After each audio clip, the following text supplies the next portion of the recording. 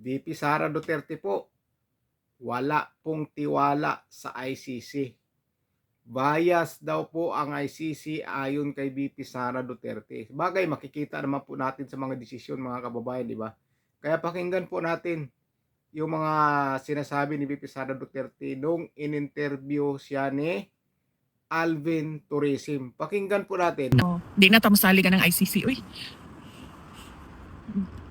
Maghuna-huna na lang siguro ta sa karon ba sa edad ni PRD is about to turn 81 puhon Yes. o yang Ginoo. Walang Ginoo. Ang huna-hunaon na lang nato no kung unsa ang makahatag og moral support sa iya. Di na lang nato na huna-hunaon ang ICC because clearly dili man siya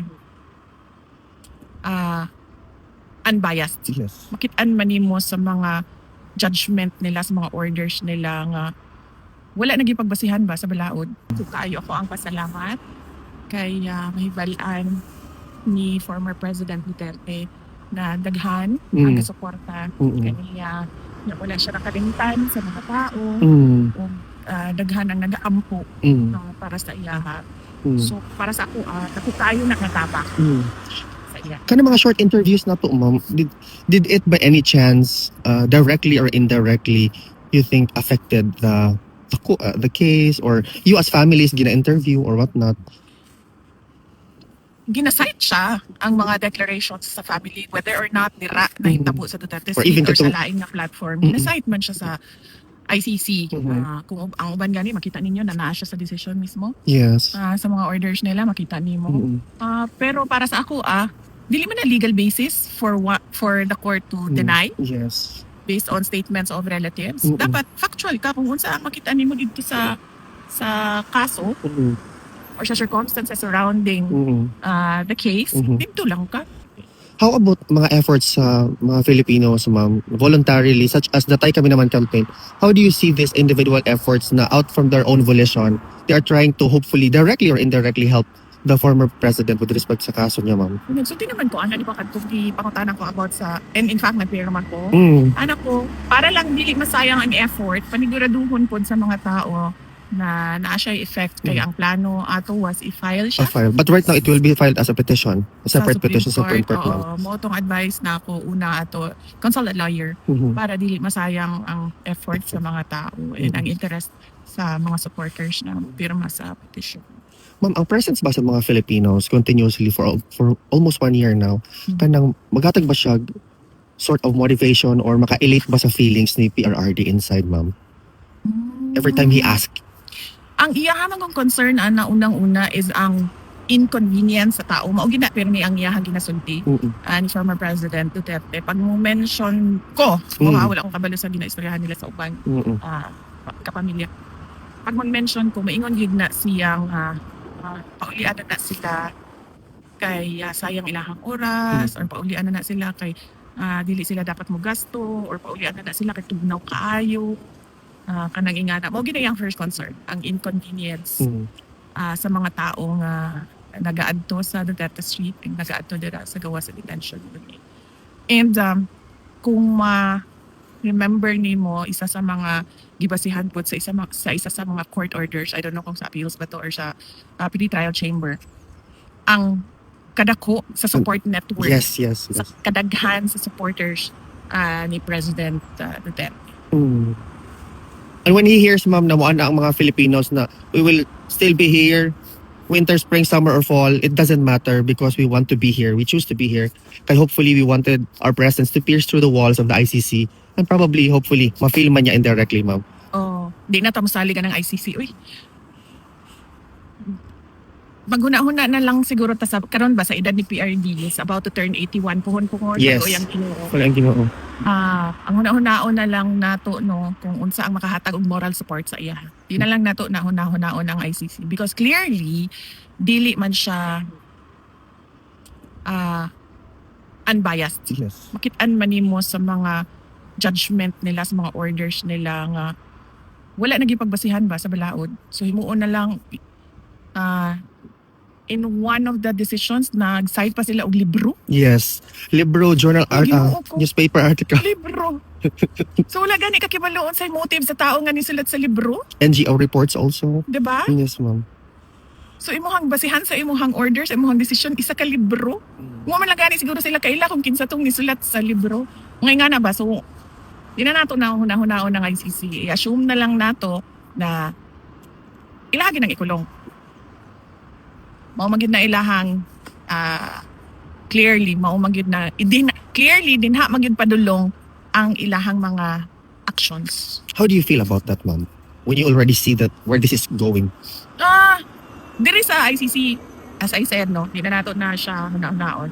Kung na-prejudge na nila ang kaso ni Rodrigo Duterte, na-prejudge na po nato ang ICC as a biased political court, no. Dili siya court of justice. So, out of the topic ng ICC, ang kadtong violation sa rights ni President Duterte inside the Philippines. Yeah. Mao gyud to ang para sa ato mga Pilipino ang kanang Dapat naon. Yan, kitang-kita naman po talaga natin na napakabayas po yung ICC. Kahit na super tanda na ni Pangulong Rodrigo Duterte, maraming sakit, ayaw pa rin nilang palabasin sa kulungan. Gustong-gusto talaga nila ikulong. Sa bagay, nakakulong na ngayon, pero gusto talaga nilang talagang sa kulungan na si Pangulong Rodrigo Duterte mamatay. Dahil matanda na po maraming sakit. Ayaw pa nilang pakawalan, di ba? Gusto talaga nilang mabulok sa kulungan si Pangulong Rodrigo Duterte. Kitang-kita naman po talaga na bias po talaga yung mga desisyon nila. Kaya nasabi po ni VP Sara Duterte na bias po sila at hindi na po sila pinagkakatiwalaan ni VP Sara Duterte. Wala na pong tiwala si VP Sara Duterte sa ICC. Kaya sinabi niya, ikukulong talaga nila yan. Yan talaga ang gusto nila, na ikulong si Pangulong Rodrigo Duterte. Kaya hindi pinagbigyan ng interim release. Kahit hirap na yung matanda, ayaw pa rin nila pagbigyan. Kahit i-house arrest, ayaw pa rin nila pagbigyan. Napakabayas po talaga. Kaya nasabi po ni VP Sara Duterte yan. Kaya marami pong galit na mga Pilipino ngayon dyan sa ICC. Maraming galit dyan sa mga desisyon nila. Maraming galit. Pero wag po tayo mawala ng pag-asa dahil ako, tiwala po talaga ako na makakauwi yan si Pangulong Rodrigo Duterte. Makakalaya po yan. Hintay-hintay lang po tayo. Makakalaya yan. Malaki ang paniniwala ko na makakalaya si Pangulong Rodrigo Duterte. Kaya nga si VP Sara Duterte, tuloy ang laban. Kita mo, binabanatan siya dito sa Pilipinas. Pero siya na sa ICC, siyempre magulang mo nandyan, matanda na, ikinulong yung tatay mo. Siyempre, sino ba mag-alalay doon? Ikaw anak, di ba? Tapos si VP Sara Duterte, kung ano-ano na mga paninira ng mga kalaban sa kanya, sinisiraan. Ang daming problema ni VP Sara Duterte, pero nakita mo, nakangiti pa rin. Nakangiti. Ganon katibay si VP Sara Duterte. At yung tungkol nga kay Trillanes, sinabi ni nag-usap si Pangulong Rodrigo Duterte at si VP Sara Duterte tungkol sa mga ginagawa ni Trillanes. Tinanong doon ni VP, ano ba talaga yung tao ngayon? Ba't ganyan yan? Kaya sabi ni Pangulong Rodrigo Duterte, pabayaan mo na lang yan. Hayaan mo na yan. Kasi sabi ni VP Sara Duterte, ni isa na mga pagbibintang ni Trillanes, walang totoo. Kahit isa daw, walang totoo. Kahit yung Madriaga, kung ano-ano na lang pinupukol ni Trillanes kay VP Sara Duterte, yung Madriaga, tapos ngayon nag-file ng plunder, tapos sunod magpa-file na sila ng impeachment laban kay VP Sara Duterte. Daming gawa-gawa. Kaya sabi ni VP Sara Duterte, sa ginagawa ni Trillanes pang bibintang sa kanya, ni isa po wala daw totoo, walang totoo, kundi puro paninira lang. Grabe, no? Ang daming kinakaharap si VP Sara Duterte nga na problema at mga kalaban na nininira sa kanya. Ang titindi. Ang titindi po talaga. Grabe. Tudo kayod ng mga kalaban ngayon, tudo kayod. Pero si VP Sara Duterte, nakuha pang ngumiti. Yan ang tunay na leader. Matatag, matibay, maaasahan, may prinsipyo. Kaya may pag-asa po ang bansa natin. Si VP Sara Duterte po ang pag-asa natin. Siya at siya lang po ang pag-asa natin. Yan ang paniniwala ko na si VP Sara Duterte po ang pag-asa ng bansa natin. Siya po, kaya lahat yung mga naninira na yan, yung akala nila masiraan nila si VP Sara Duterte, mahatak nila pababa o mapabagsak nila, hindi mangyayari yan. Pero si Pangulong Rodrigo Duterte, tiwala lang po, makakauwi yan. At dito natin makikita na mahal ni Pangulong Rodrigo Duterte ang mga tao. Kahit nasa kulungan na siya, nag-alala pa rin sa mga tao. Dahil tinanong kung anong masasabi niya na nandyan pa nakasuporta palagi yung mga tao sa labas, sinabi ni Pangulong Rodrigo Duterte, lagi daw niya sinasabi na pauwiin na yung mga yan kasi malamig ang panahon para hindi nagagastos at para hindi magkasakit. At sinabi niya na okay lang daw siya yung loob. Huwag na daw magsayang pa ng oras. Ganun kamahal ni Pangulong Rodrigo Duterte ang taong bayan. Laging nag-alala. Nasa kulungan na nga, nag-alala pa rin sa mga taong sumusuporta sa kanya na pumupunta doon sa dahig sa Duterte Park. Nabi niya, pauwiin na yan. Pauwiin niya yan sila kasi sayang ang oras. Sayang yung pera. Napakalamig ng panahon, baka magkasakit sila. At sinabi pa niya na okay lang daw siya sa loob. Biruin mo yan. Saan ka makakita ng isang pangulo na ganyan? Matanda, maraming sakit. Pero ang inaalala, yung mga nagmamahal sa kanya, na sumusuporta sa kanya doon, pumupunta doon palagi sa Duterte Park, sa ICC. Kaya ang mga Duterte po, matino pong mamuno ang mga Duterte. Matino po. Matino po sila mamuno. Kaya pag-asa po talaga ng bansa natin. Yung si VP Sara Duterte, ang daming pinupukol sa kanya. Napakaraming pinupukol sa paninira kay VP Sara Duterte. Akala nila maniwala ang mga tao, hindi po maniniwala. Isa pa yan si si Risa Hontiveros sa yung pare na si Flavi. Biruin nyo po, gumawa ng museo sa Senado. Naglagay ng mga picture doon, pati damit ng namatay nandoon. Pero yung SAP 44 na nasawi, hindi nila ginawan, hindi mo lang kung ano ang parangal lang ibibigay nila dyan. Doon sila nakapokus sa mga EJK victims daw, kuno. Sa panahon ng war on drug ni Pangulong Rodrigo Duterte, doon. Pero yung sa 44, wala silang masabi doon.